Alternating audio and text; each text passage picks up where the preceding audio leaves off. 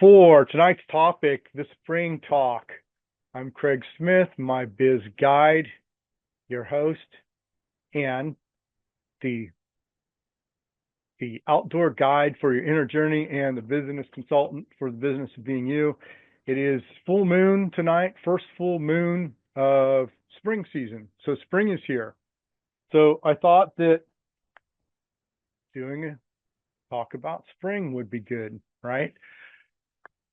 I think that everybody knows it's important to understand nature. Since we're in nature, we're a part of nature. So acknowledging the seasons, acknowledging cycles.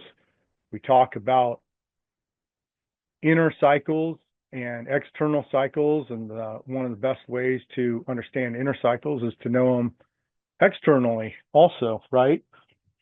We've got our internal physical environment, and I always point to modern medicine and understand the easy way to talk about cycles is that we sleep. So we're awake and then we sleep. Simple cycle. We could say that when springtime happens, the external environment has been asleep. That's typically referred to as a time of rest during the winter time, and that time of ebb in the ebb and flow process. So spring happens and all the new life happens, and then summer and things start to mature, and then fall, things start to wind down, and fall is typically harvest time. And that's what gets us through the winter. So just like the lessons from the bear, we typically forage and fatten up then in the summertime, and then go to sleep a little bit, and things wind down in the winter. So now it's spring. We just had the equinox back a few days ago, and first new moon tonight. So this is the first new moon of spring officially, and that just happened to coincide with this workshop. One of the things I want to talk about for the spring talk is, right, we're talking about personal development. So what are the comparables to spring in our inner ecosystem, in our personal development, in our inner growth? And what are things that we can do to help align with all the new life that's happening externally? How can we help that grow new life internally? There's a lot of new plants coming up now. Animals are coming up now. There's a lot of new things going on, a lot of things getting active after that sleep. So things are just starting to wake up and refresh. And I think that that's a good meditation. You know, we talk a lot about cognitive understanding, cognitive growth and healing, and things make sense and the understanding. But there's meditation in a lot of that. And even the things that make sense and understanding, those are still marinating, right? If we say, oh, okay, well, it's springtime, the outside's waking up, it's a good time for us to wake up too and tune up.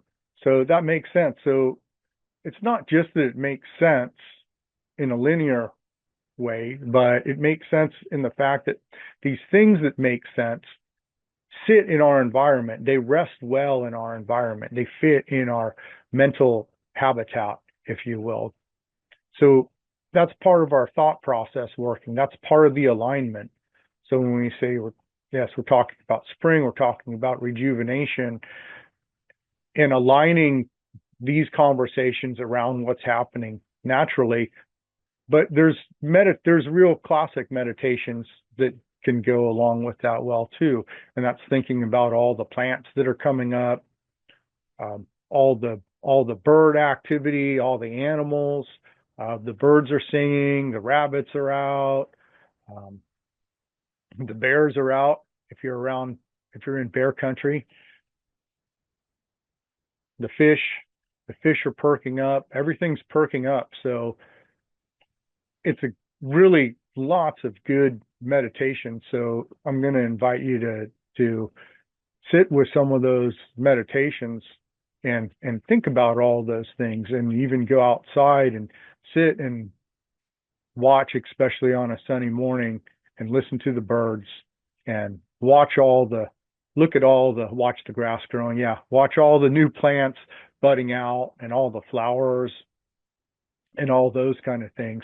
Those are really good things to sit with. Spring is kind of a spring forward, charge ahead kind of vibe.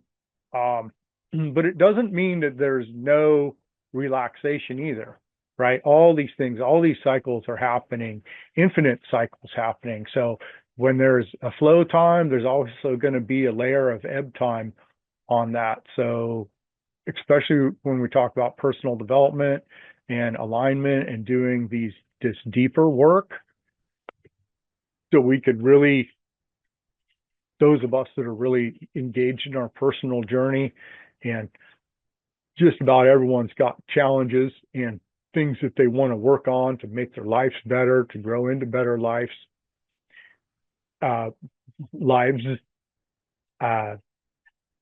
It's good to sit and still relate to what's going on around us. Good to sit and watch nature and just appreciate these things, these new blossoms and rabbits hopping around and birds singing. Don't forget to do that. So as there's flow, that's part of our flow. The ebb's part of our flow. And so winter time is that rest time, but in a way that rest is sort of got a compression effect. If we talk about another kind of spring, if we talk about a spring, a coil, a steel spring, like a coil, right? It gets compressed, and then if you let go quick, it boom, springs ahead. So there's another kind of spring there. So if we understand our cycles, we just had a big rest time, kind of a compression, and a lot of times we're just not able to get out due to inclement weather. So people get cooped up. Sometimes it's referred to as cabin fever, where people just aren't able to get out, aren't able to get the vitamin D, aren't able to get as much exercise. I know there's a lot of times in the winter that I don't feel like I get to do my trail run quite as often. People put on what they call winter weight, those kind of things. So we've been a little bit compressed, a little bit just naturally held back, right? If we understand cycles, there is this cyclical aspect that moves life, that we're held back a little bit and then we spring forward. Another good lesson for that aspect is the bow. For archery, that kind of bow, it works under pressure. So when the bow's pulled back and then it's released, that's the power that springs that arrow forward, that projects that arrow forward. So another good way to understand cycles and to align with cycles and align with natural cycles is then we get that extra bit of push forward if we understand these things are going on. So yeah, there's some really good meditations in spring, and just in time too, right? Because a lot of people have a tendency to get that winter funk, and let's start to shake that off a little bit and jump into some spring narratives and some spring options and intentions, right? If we talk about spring, what are some of the key factors in spring? Sun and rain, right? So rain, when we've talked before in this workshop about understanding, and that as the seed is the idea, the understanding is the soil, and the intention is the water. And then we put those together, and then the sunlight is what happens when all those things are, the sunlight gives the warmth and the direction for things to grow. And lots of seeds starting to pop through the soil right now. So if we say that water is the intention that we're giving, it's a good time. It's a good time to resonate with that also.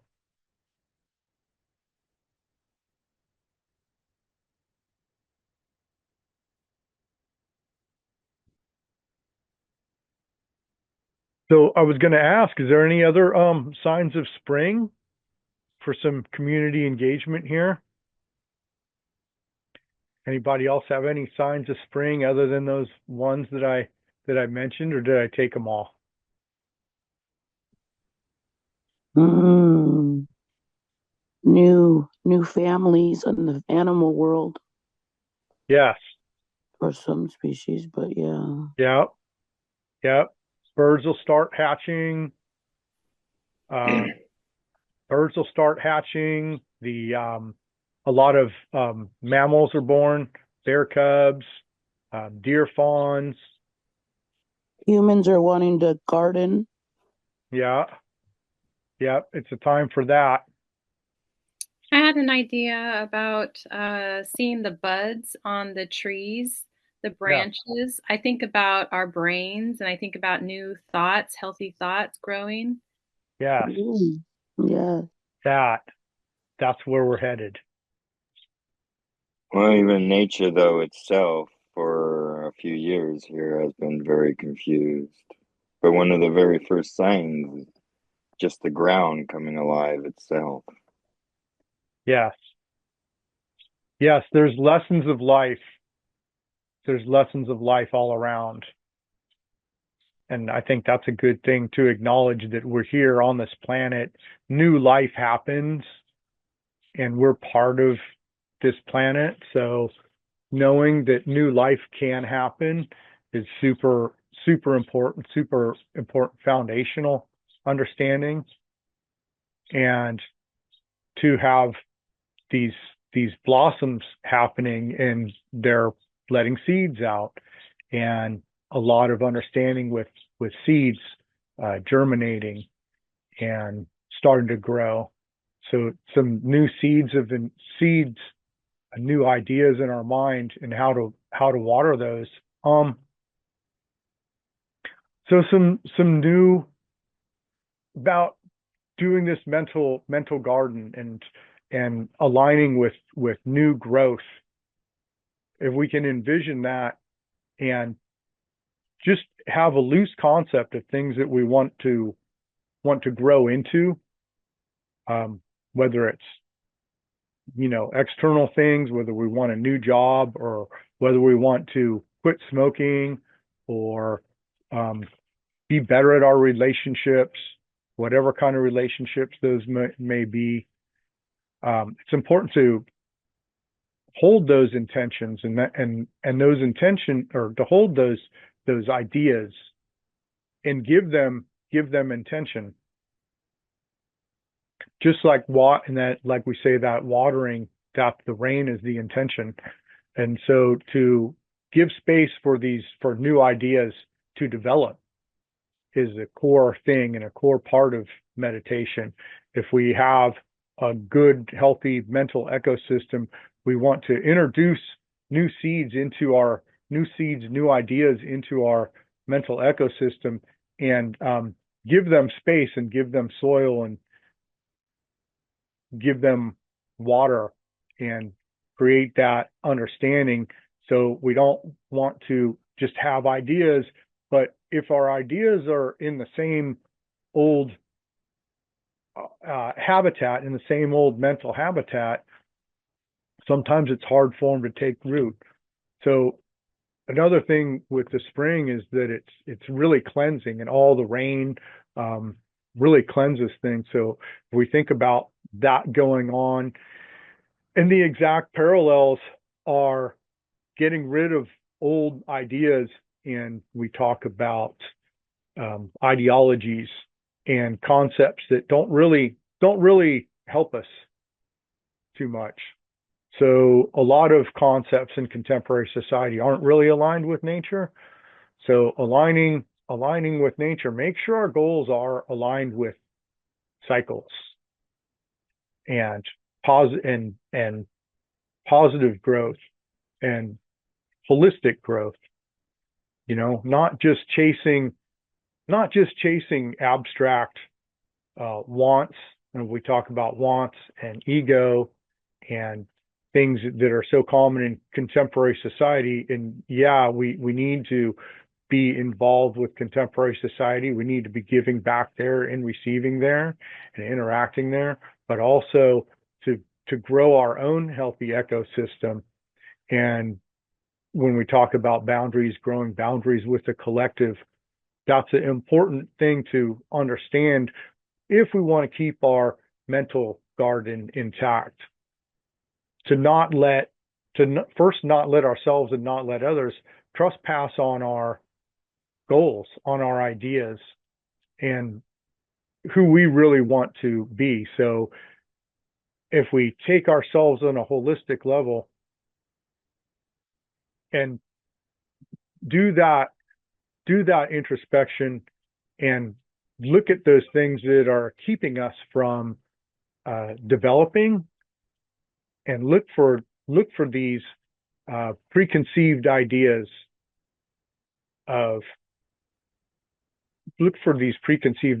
that are floating around. And a lot of them are just common things in contemporary society. And I'm gonna try not to bash too much on that, but just, materialism, it's good to have the things that we need. And it's good for me to turn my phone off here while I'm trying to do this. Pardon me.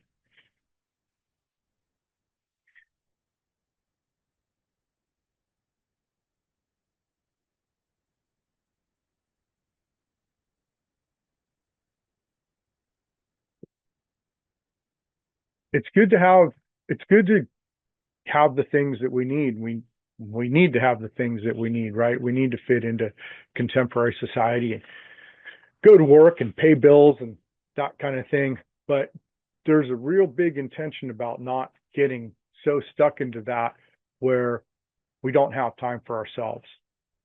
So this self-care, I think, would be a good seed for everybody to refresh and see what that means to us as individuals. What are the things that we need to do? Do we need to get ourselves a little bit more space on our own to develop?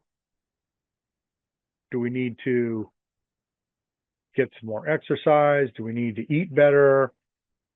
These kind of things.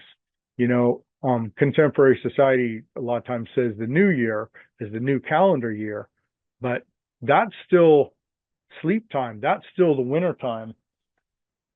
And a lot of holistic wellness people will say, yeah, but that's not in line with the actual seasons. So all of those things that people might want to do in New Year's for the new calendar year are really things that should be done now. And a lot of the community will say that's one reason that a lot of people don't succeed with their New Year's resolutions, simply because they're doing them in the wrong time of year. So there's a good conversation there about alignment. And again, really doing these meditations and think about all the things that, we want to change differently, and all the new ideas that we want to implement and grow, or the new ideas that we want to sow those seeds, those new idea seeds, and give those intention. And a lot of understanding, we say the idea is the seed, the understanding is the soil, the intention is the water. The understanding is a critical part that doesn't come along with a lot of ideas. A lot of people say, well, I want to change because this kind of thing. And it's usually just a singular concept. I want to change because I want more free time, or I want to make more money. But if we talk about our personal development and deeper changes, then adding more context is important. And making change is that's a challenge in itself. So another another part of spring is like if we imagine the seeds coming up through the soil and breaking through that soil, that's challenge. So that's a good lesson of challenge to embrace. We talk about embracing challenges a lot. So there's another good meditation is to be that little sprout that feels the warmth of our new beginnings of our new path, and that's starting to break through that soil. And to think about that, and it's slow and intentional.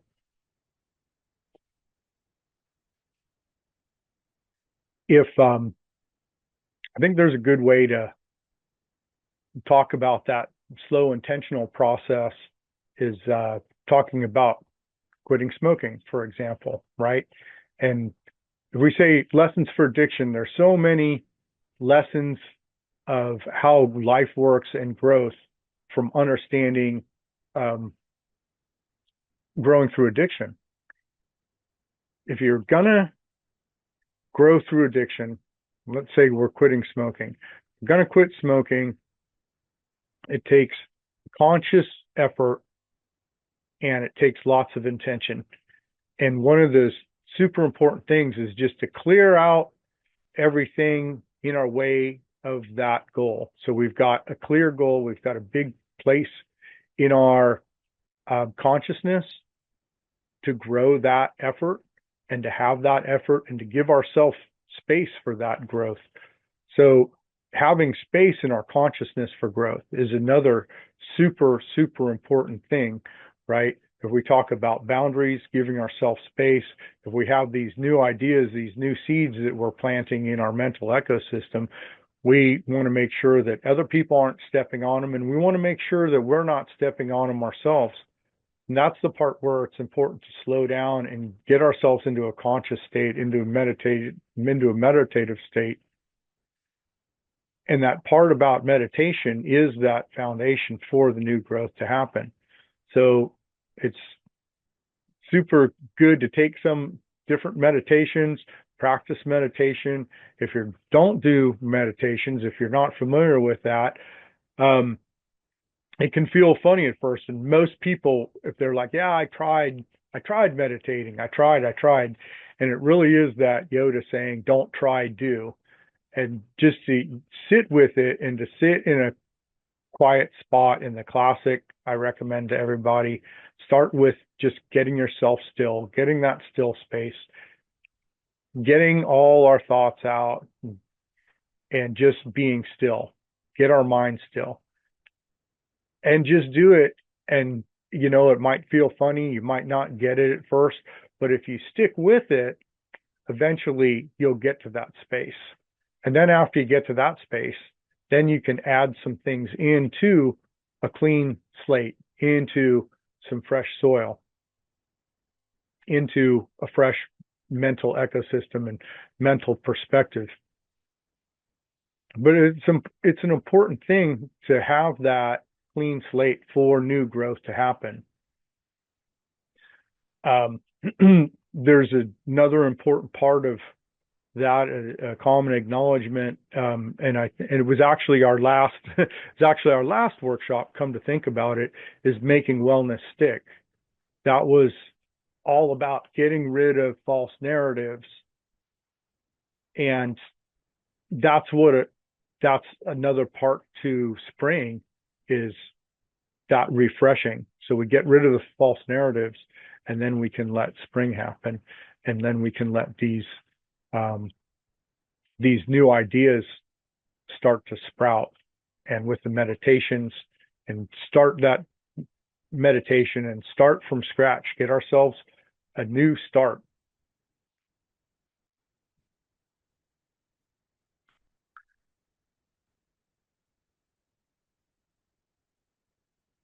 Spring's also a good time for foraging.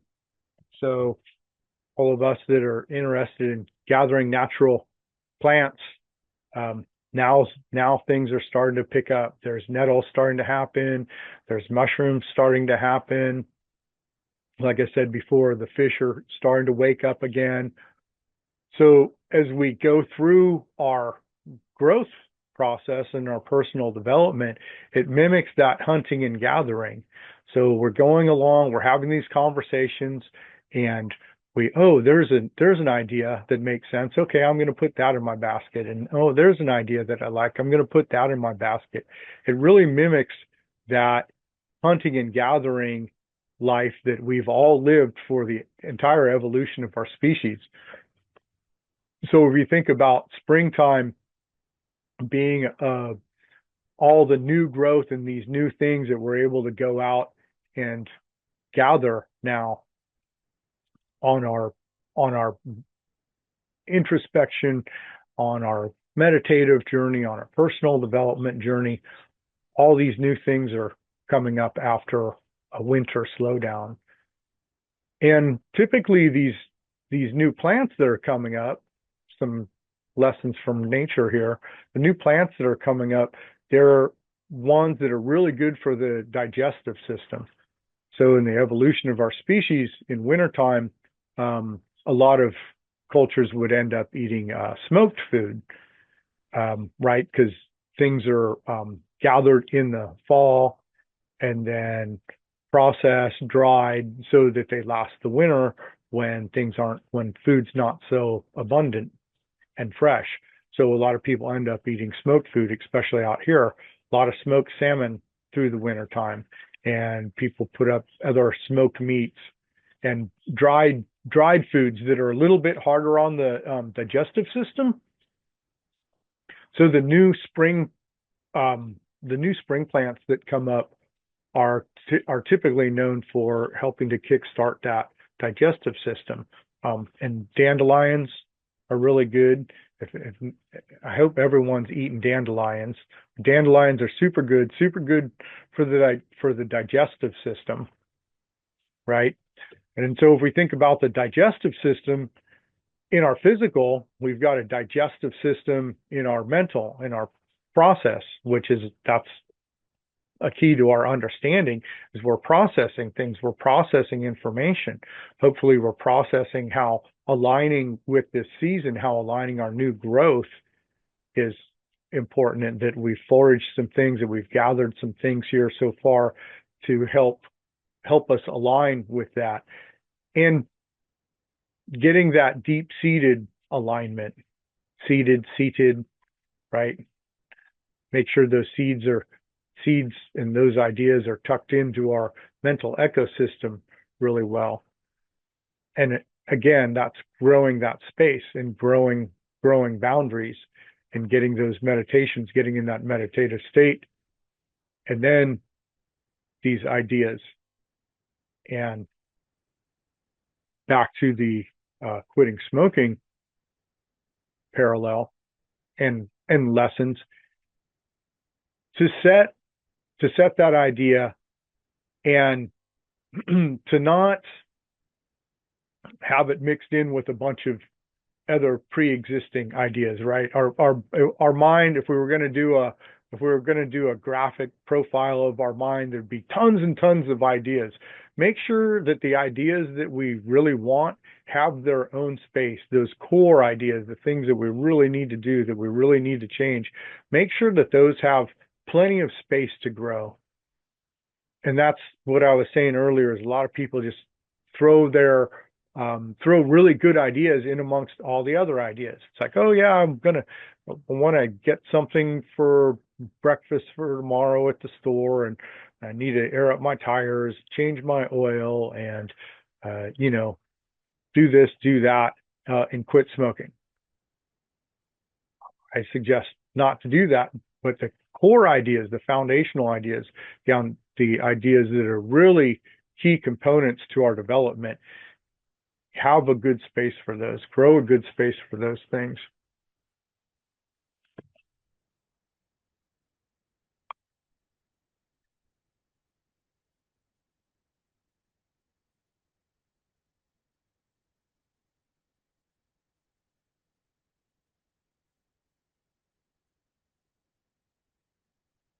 And more spring things. I do look at my notes once in a while. I have some here today. More spring things. We talk about spring. We talk about the season of spring. and we talked about the spring coil and that natural cycle of downtime, and then that leads to a natural energy pushing forward. The other part is the inner spring. So the spring of, or I apologize, not the inner spring, but a water spring. So sometimes if we're going through the natural environment, there's places where water just percolates up from the ground. And I think that's another good meditation, is where's that inner spring? Where's that new life coming from our core? Is another good meditation. If we can sit, and a good spring meditation is feel that new life coming from our core. And again, that's something that's going to be important, to give ourselves space for that new life to happen, for us to feel our way through our natural inner environment and feel where that core is. And typically right in our center, that heart area, is feel that new life coming through that, right? When our heart's pumping, that's sending oxygen throughout our circulatory system. So that's kind of like that spring, that's like that fresh water flowing through us, that fresh oxygen, all those parallels too. And water carries oxygen, and our blood carries oxygen. And those things mimic natural river systems flowing. So where's a spring coming up in us? Where's that life happening? Where's that component of being human that we're looking for, that refresher, that we're attuned to new feelings? One of the things about Business of Being Human, if I can do a little commercial here, but the book Business of Being Human that I'm writing, and understanding the place of business in society, is looking at how business was in past societies. So new things, people are just over the top with new things, and it's a real problem in contemporary society, but it stems from a real need. And if we put ourselves back to a time when there wasn't however many 8 billion of us or something on the planet, whatever that number is, if we were back in smaller groups, in smaller hunter-gatherer groups, and every group has what they need. Out here in the Pacific Northwest, we had extra of what we need, lots of everything. But still, what is the draw to have something new, just to have something different? Because if salmon's great, and all kinds of salmon's great, but if you're so used to eating salmon, wouldn't it be good to have buffalo for a change? And wouldn't it be good to have something from somewhere else? I think that newness, to understand that newness and how key component that is super important.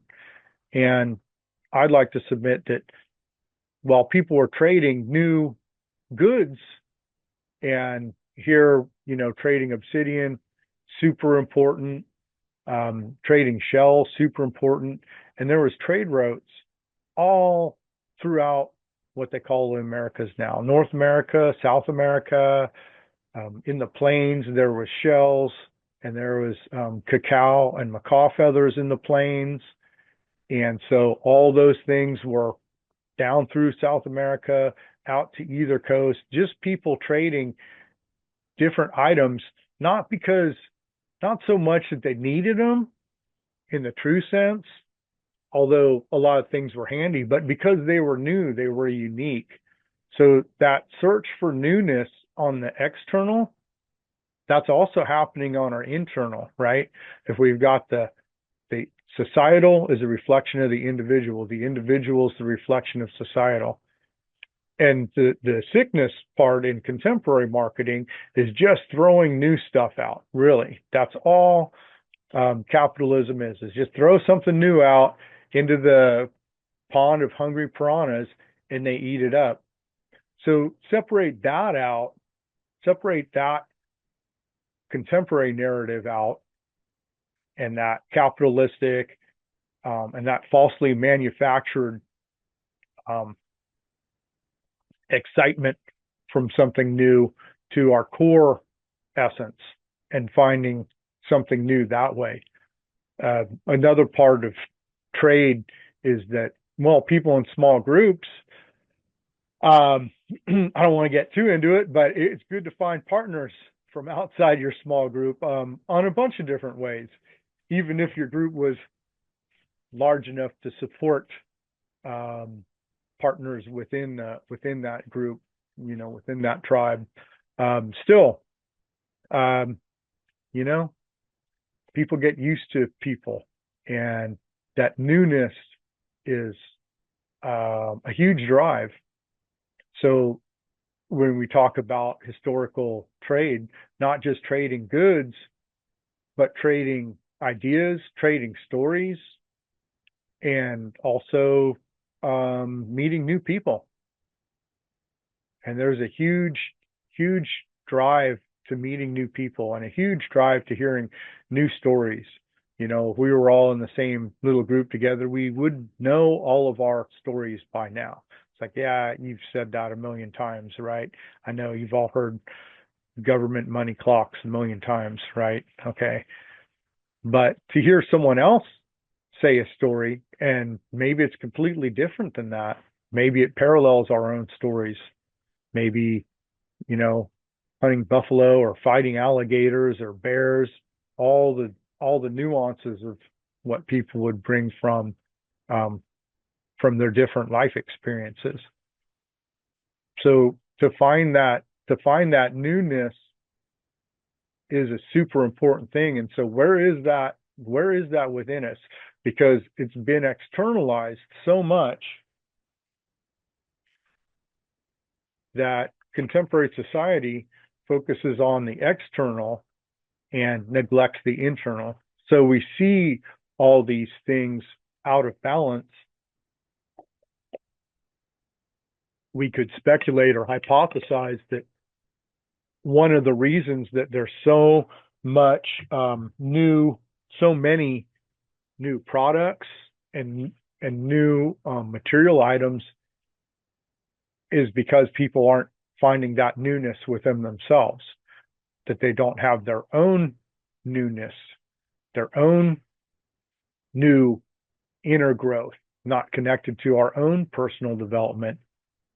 Obviously, our own personal development is the diversity that we need, is our core. And of course, we're going to have new paths and new growth in a healthy human ecosystem. There's going to be a natural process of basically emulating the seasons. And there's going to be the growth. There's going to be the spring, summer, winter, fall. There's going to be new seeds that blossom and then mature, and then they become part of us, and we use them as our tools. If we become more efficient humans, if we become more adept at understanding, we grow more understanding. And as humans, our main tool is our brain, is our consciousness.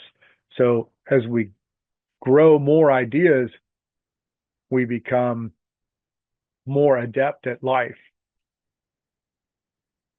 And we learn to nurture ideas and care for ideas.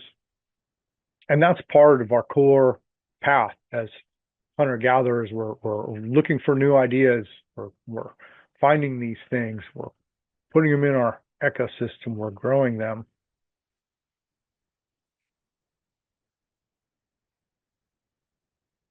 So where's our own newness? What are the things that we're developing on our own? And maybe if someone can't think of something new, to go out and find something new, to do something new. That's another huge component to get to shake the stagnation off, and again, talking about addiction, just because it's such a common, good example, is addiction is a repeating habit, a repeating negative cycle. So addiction would be like stuck in wintertime, and it's going to emulate the stuck in winter,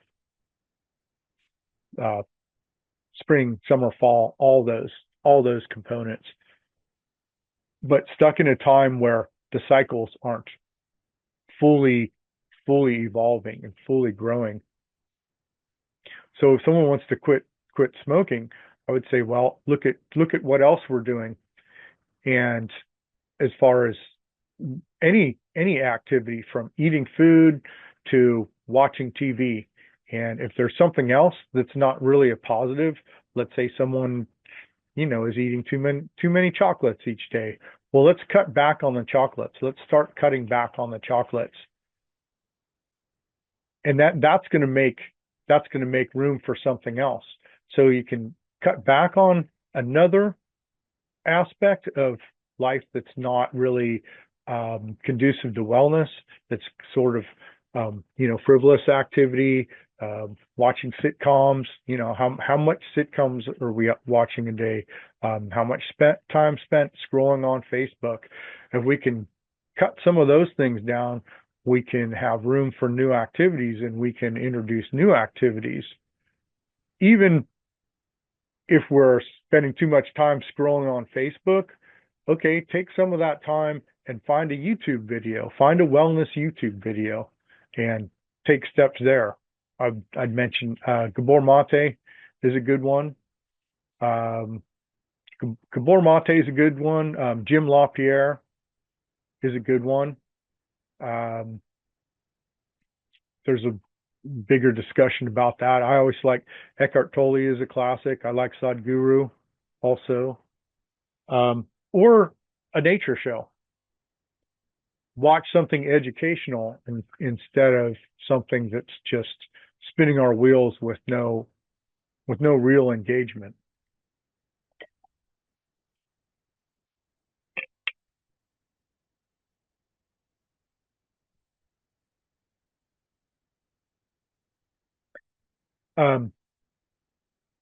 Does anybody have anything to, yes, let go? Yes, one from Jaden, let go of instant gratification. Exactly that. So look at engaging ourselves deeper. Look at that area for new growth, and how to develop our new growth. Does anybody else have anything to add at this point? Or comments or questions or anything? Well, I have a few. Excellent.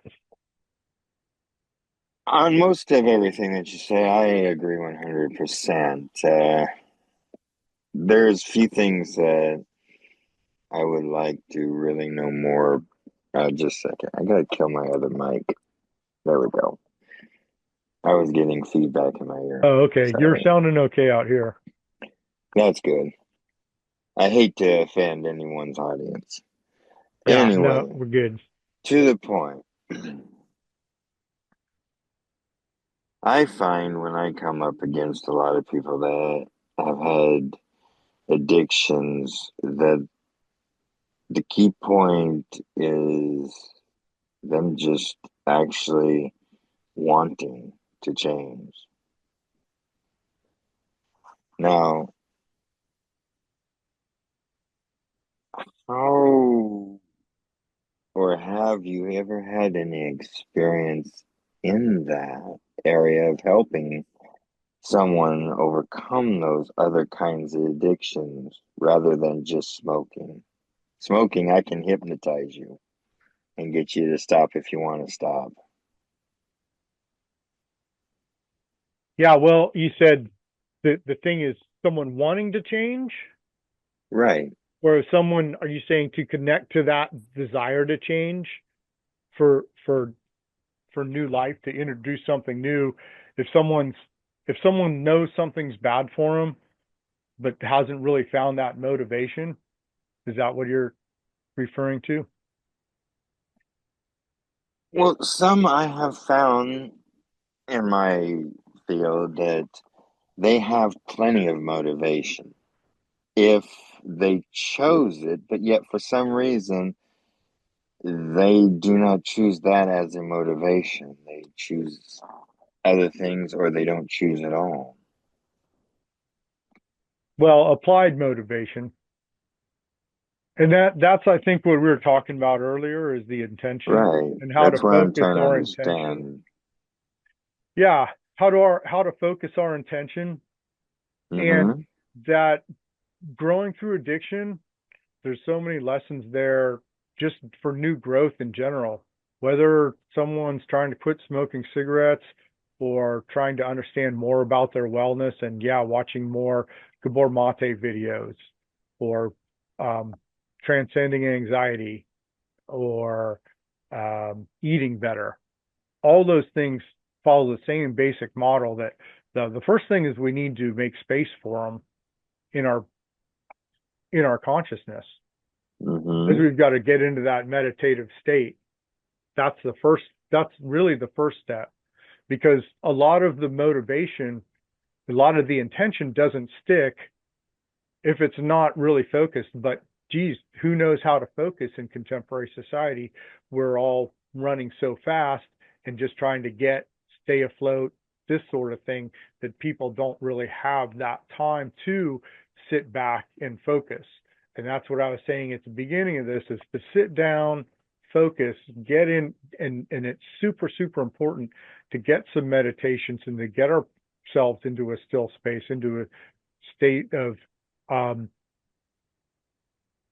consciousness and stillness, and then align, and then go forward.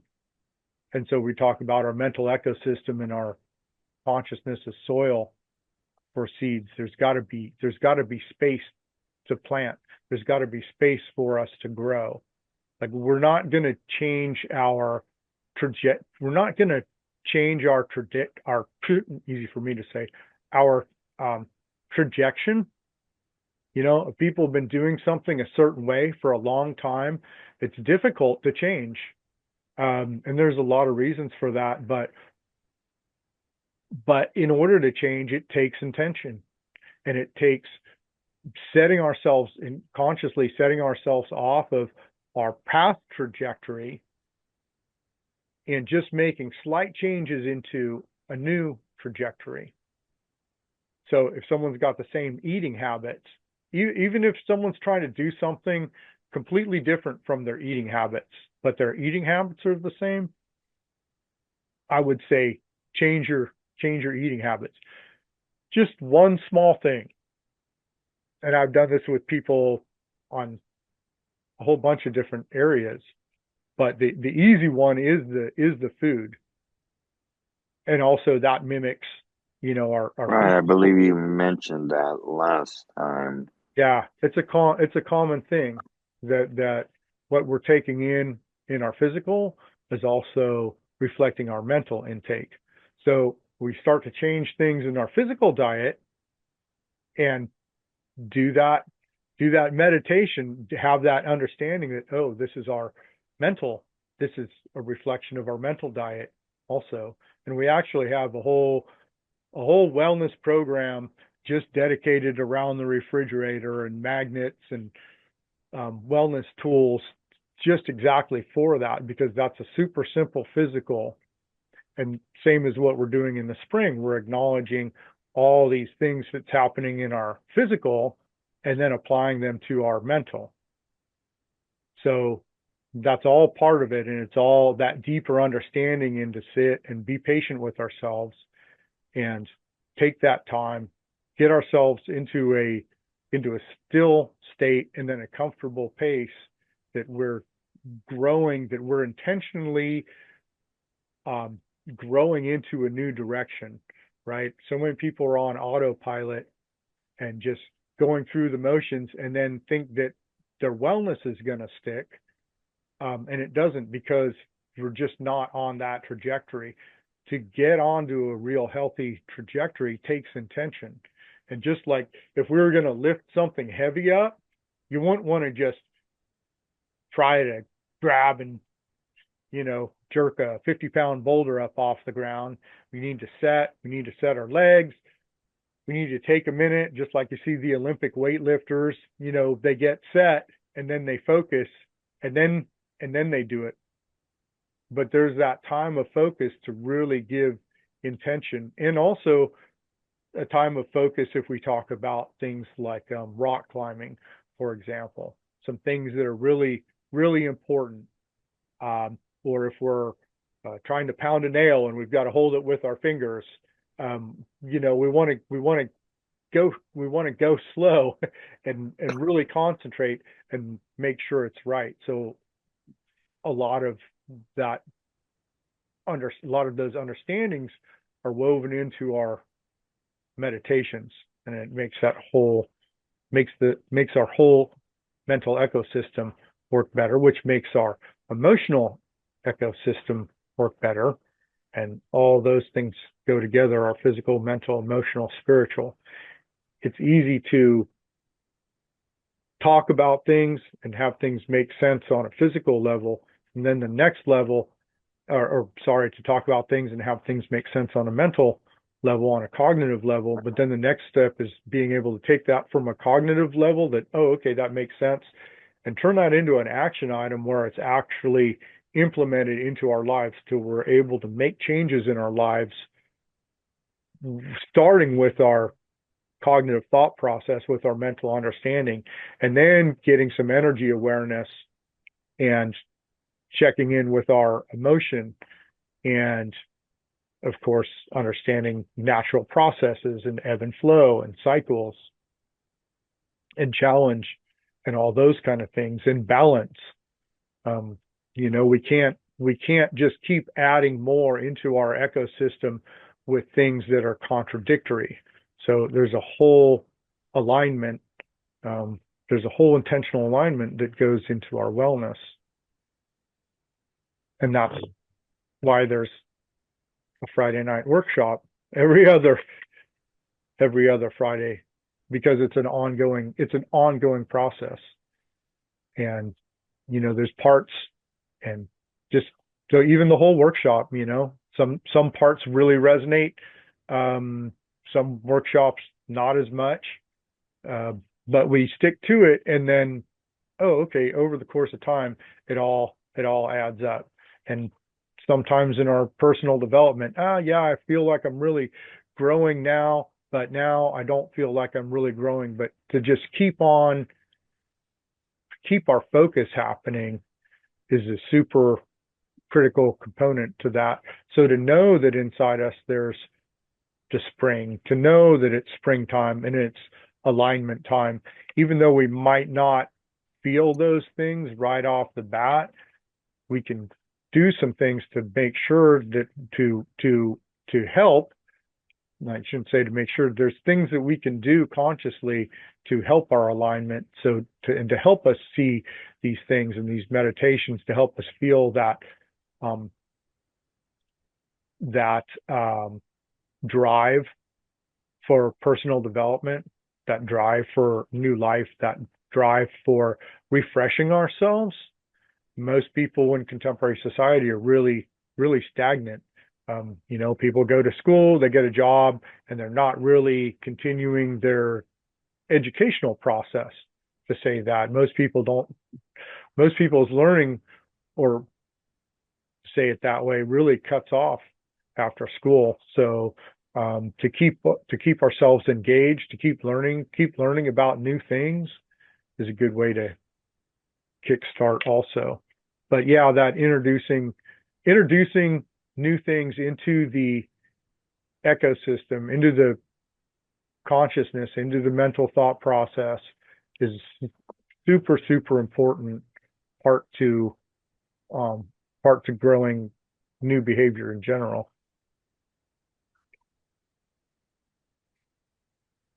Willis, you said something, I ran with it a little bit. No, that's cool. I like hearing more of the same kind of thinking. So I've come to the conclusions pretty much by myself.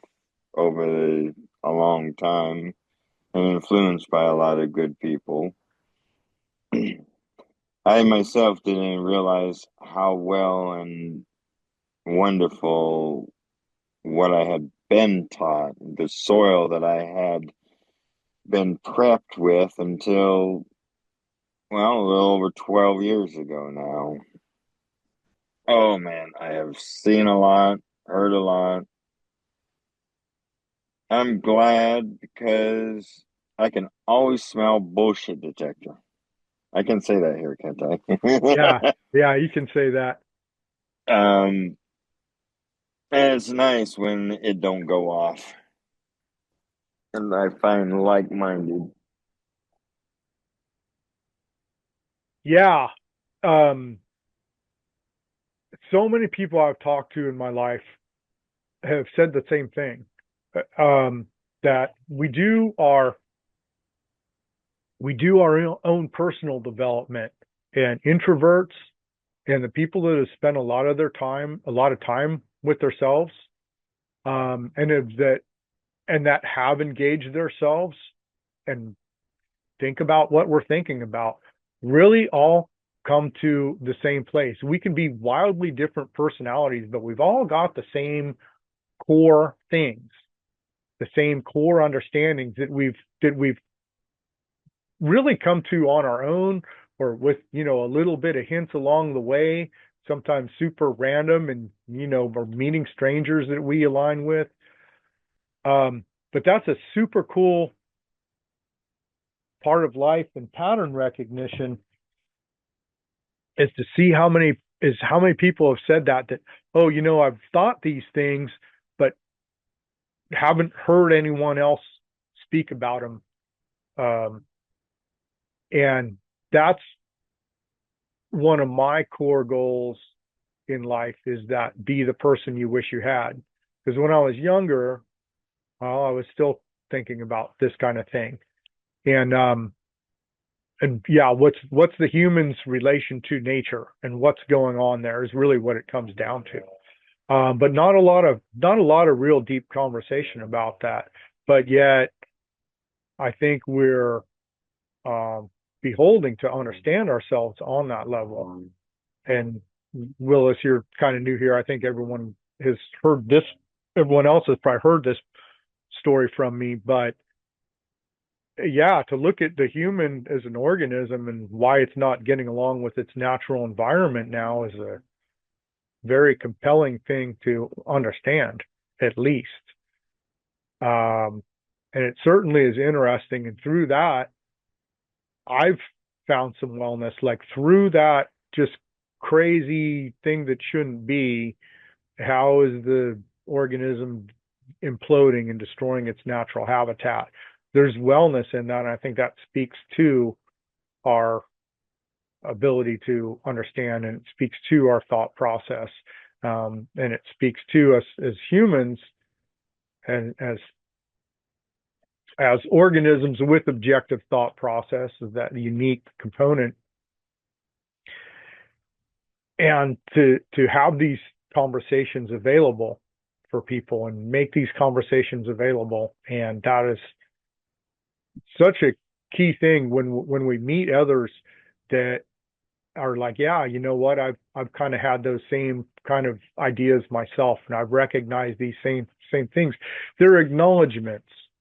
I make the distinction between beliefs and acknowledgments. It's like the things I'm talking about are things that I acknowledge as being real. This is like what I've seen on my personal volition, my own experience, and have seen where others have basically acknowledged the same things. And if someone watches Gabor Mate or Sadhguru or Jim LaPierre or Eckhart Tolle or others like that, or others in this group, like Willis, like Jaden, like everybody here. I've had conversations with several of us here, like in depth, hours and hours and hours.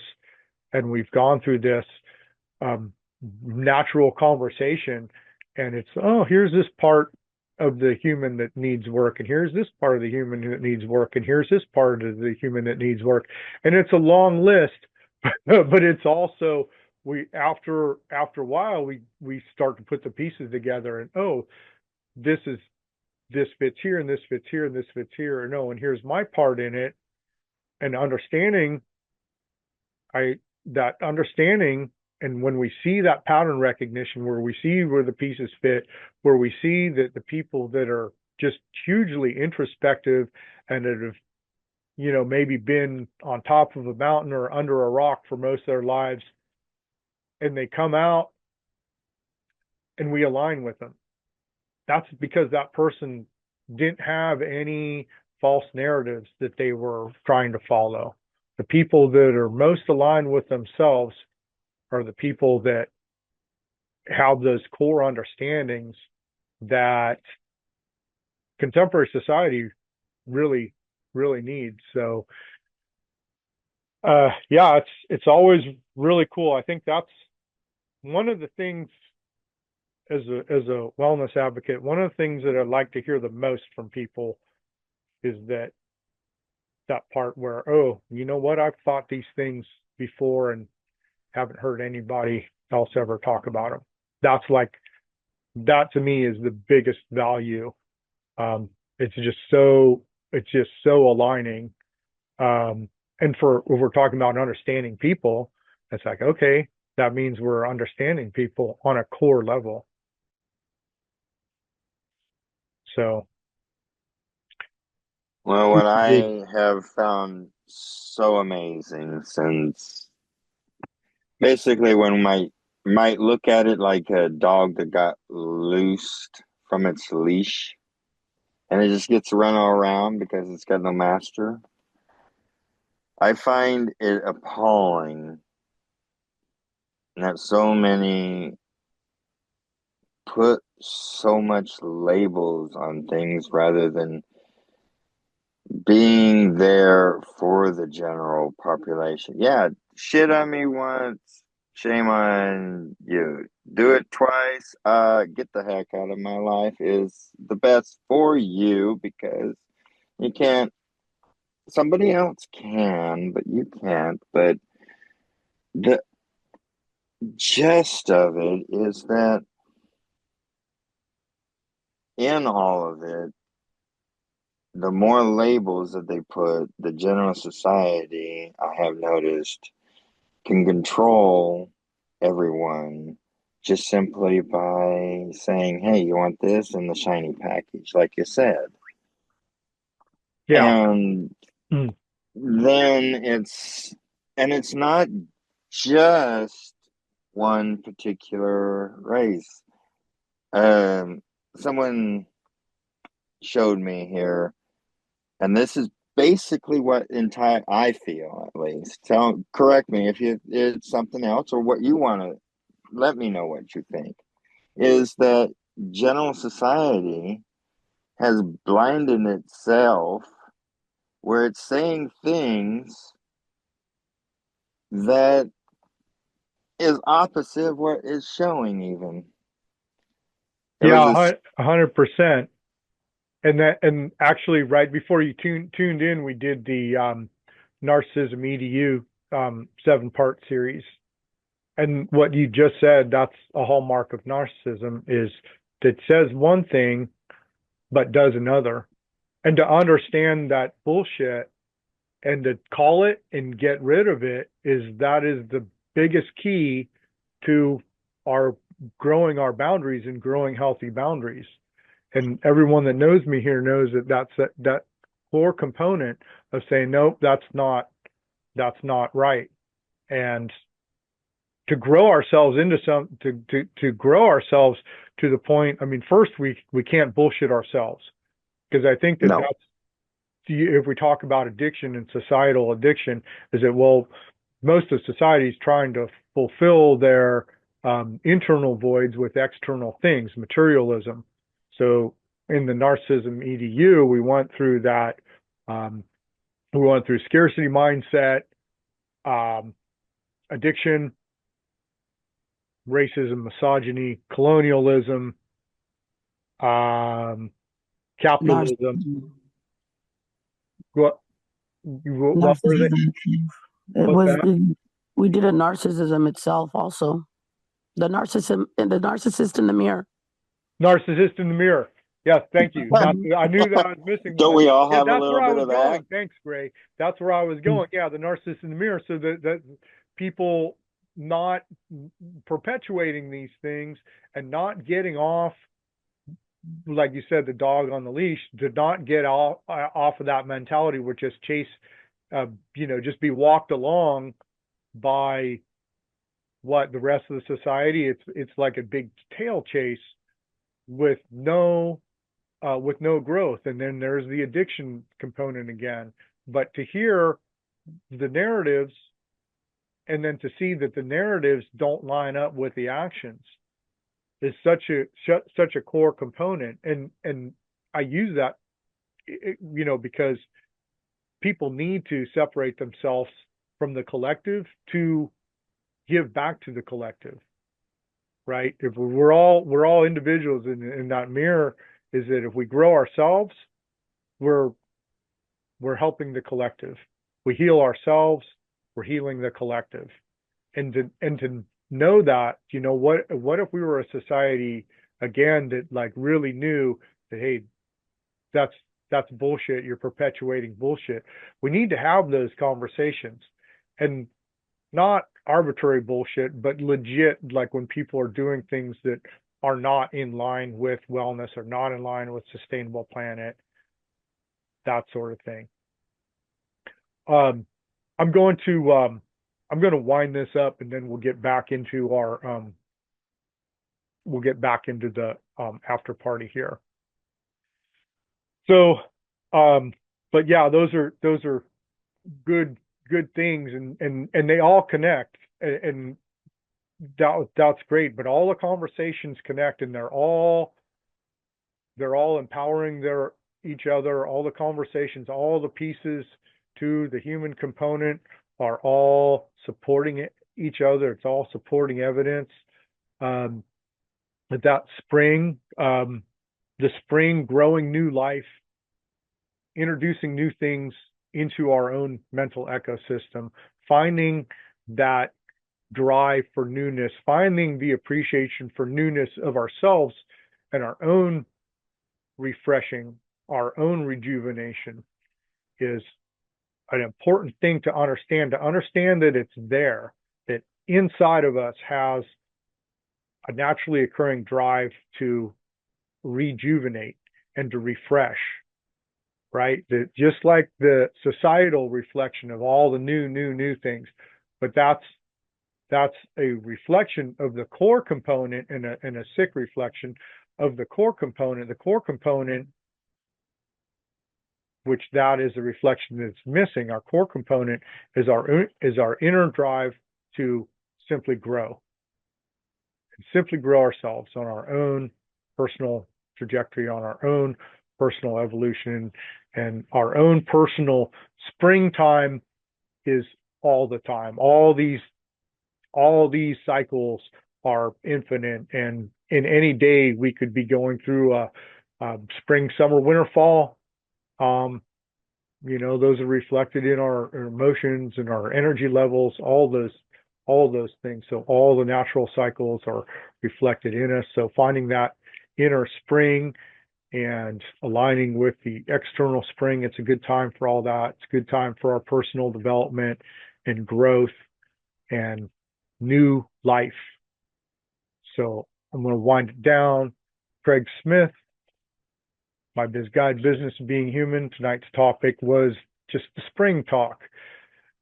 And thanks everyone for joining us on Friday night wellness workshop. Appreciate everybody being here. And I'm going to turn off the Facebook live feed. So bye, Facebook. Thanks again. Have a good Friday.